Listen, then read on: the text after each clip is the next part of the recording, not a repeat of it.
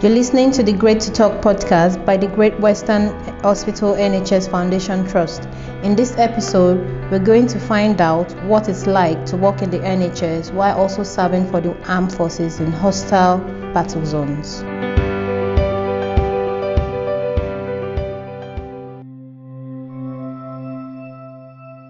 I'm Dr. Ben Maxwell. I'm a consultant anaesthetist at the Great Western. Anaesthetists are doctors. We are involved in about a third of the Trust's activities. So although the core of our job is looking after people around the time of operations, we're also involved in resuscitating the sickest people near death, and the care of women having babies. I wanted a job that was varied. I wanted a job that wasn't desk-bound. And I think that anaesthesia gives a mix of both a lot of science and also interaction and serving people, and that's what I wanted.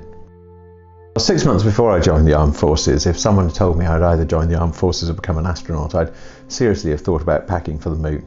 It wouldn't have occurred to me and I'd have done it.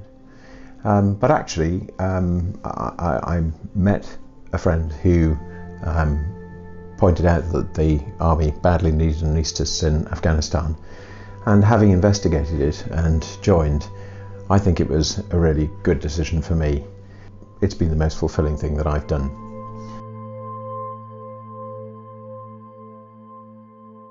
So I'd been a consultant for about 7 years before I joined the army, and I met a friend, a doctor, who was in the army and pointed out how badly the army needed anaesthetists in Afghanistan. So I joined to go there. I had about a year technically in the army, but I suppose about 6 months of training before I went. And it was a huge ramping up, particularly because I couldn't quite understand why, when I thought I was going to be wearing a white coat in a different country, in a different hospital, I needed quite so much military training.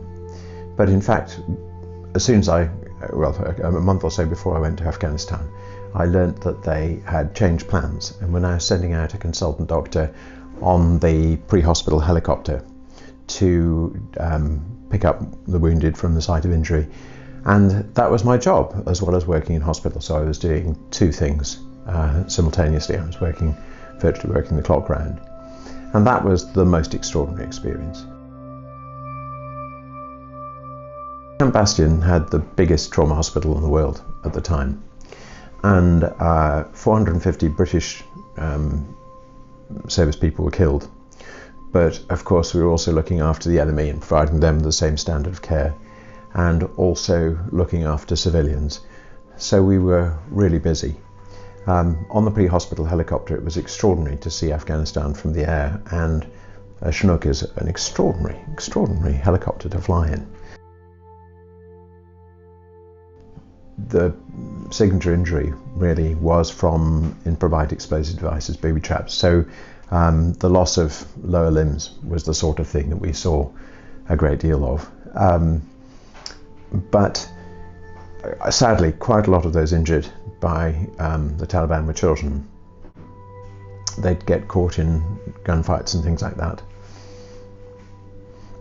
And some of those were very emotional to look after. As an example, I looked after an 11-year-old, and he had thrown a stone at a piece of unexploded munition, which then exploded, and his intestines had been blown out through a very small hole in his abdomen. And I brought him in. He was very sick on the aircraft. Having dealt with the worst days in Afghanistan mean that few things are quite as bad. So the worst day that we had, we went out to 6 Afghan policemen who had lost 8 legs and 1 arm and needed 2 of their abdomens opened and 1 chest. And certainly if I could at that point have turned around and said, "Help, I can't cope with this," I would have. But having coped with it, I hope that it's helped me to cope with the challenges here.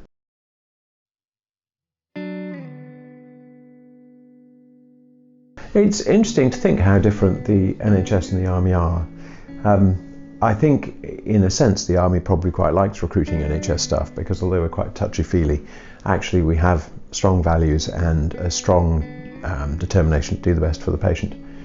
the Army also deals with, puts you in a variety of different environments, so that if you have been challenged, for example, in a ditch at night when it's cold and you're tired and bad things are happening and you have to make decisions under pressure, perhaps it makes it easier to do that in a clinical setting as well. It wasn't easy coming back from Afghanistan. Partly life is complex, isn't it? I mean, suddenly you have to deal with paying the bills and family and things, and those are complexities that the NHS, as an NHS staff, have to deal with every day, as of course do undeployed staff in the Army. So a loss of that simplicity of purpose, and also hospitals are complex. There is a very clear purpose to what we do, and we're very privileged to look after ill people, and the process of making them better and so on is important work.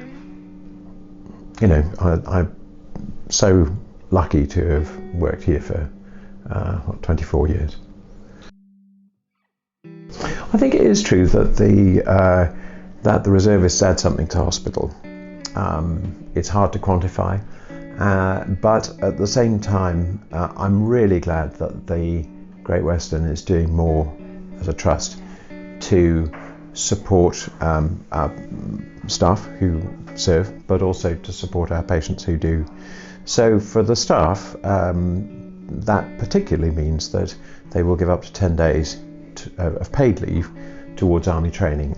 And then for our patients, the Trust, like all NHS organisations, is recording who is a veteran or who is serving. A veteran is anyone that served a single day in uniform, and making sure, as part of the Armed Forces Covenant that the government has signed up to, that military staff aren't disadvantaged by their service. And locally that's been very concrete, and particularly the Defence Welfare Service have put in the equivalent of a full-time person here, charitably funded, and to support the care of veterans. That was the story of Armed Forces Reservist Dr. Ben Maxwell.